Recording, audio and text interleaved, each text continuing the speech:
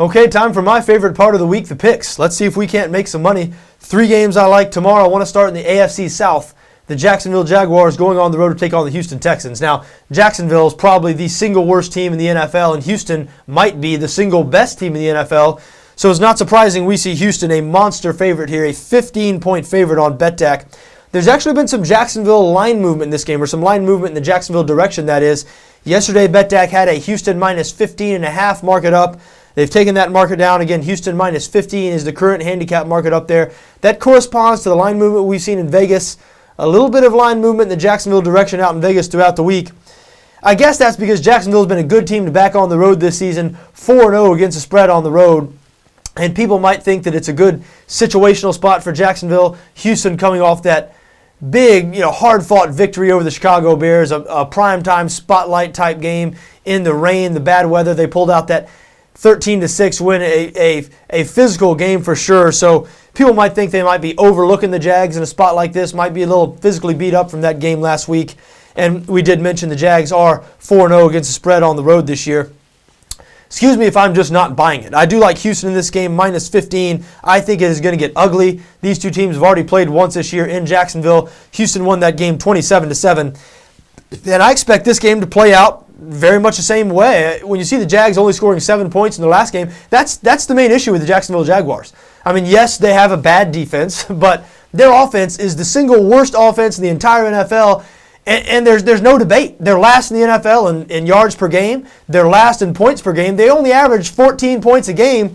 Houston is third in the NFL in points allowed. So I just don't see how Jacksonville is going to score in this game.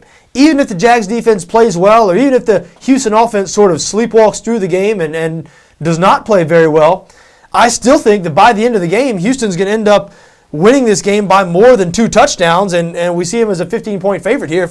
If they win it by more than 2 touchdowns, obviously they're going to cover. Now, 15 points, it always makes me a little squeamish laying 15 points, no doubt about it, because that's a big number in the NFL. A lot of ways to cover 15 points. Houston could be way up in the fourth quarter and could pull their starters, and Jacksonville could score some garbage time points and pull out the backdoor cover. I understand that. There's risk involved with every bet, no doubt about it. But you know what? I don't think there's any positives with this Jacksonville Jaguars team right now. I do not think they're about to surprise the people and play a good game. They might not win another game the whole season. The regime there is on the way out. Gene Smith, the general manager, he's on the way out. I do believe he's going to take Mike Mularkey, the first-year head coach, with him. Blaine Gabbert, their second-year starting quarterback, he might be starting his last few games in Jacksonville. And listen, this whole thing is going to get blown up, and it needs to be. It is ugly, and I think it is just going to get uglier on the road in Houston on Sunday. I do like the Texans, minus 15. Next game, an AFC West game. San Diego Chargers going on the road to play the red-hot Denver Broncos. Denver had 5-1 against the spread in their last 6 games. They've won 4 straight games. Remember the first game these two teams played this season, San Diego up 24-0 at the half before totally melting down in the second half of that game.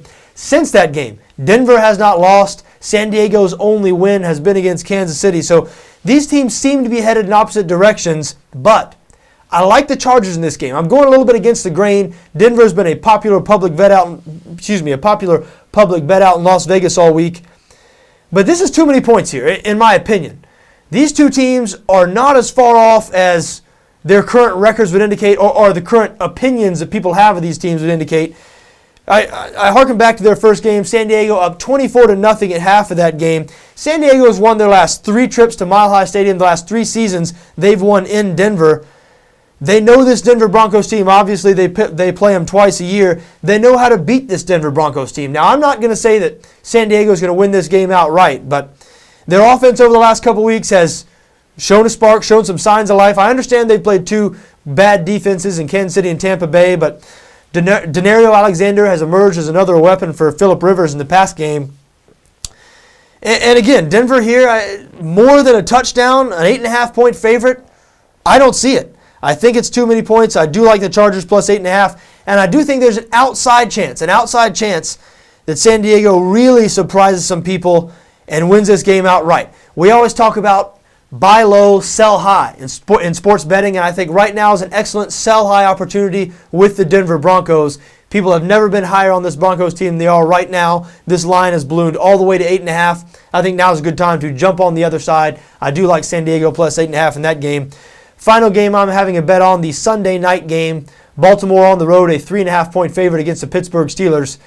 3.5 points, as we've seen in this rivalry over the last few years, that is a big deal. A lot of these games are really low-scoring games, a field goal either way, the type of games where you want to be backing the team getting the 3.5.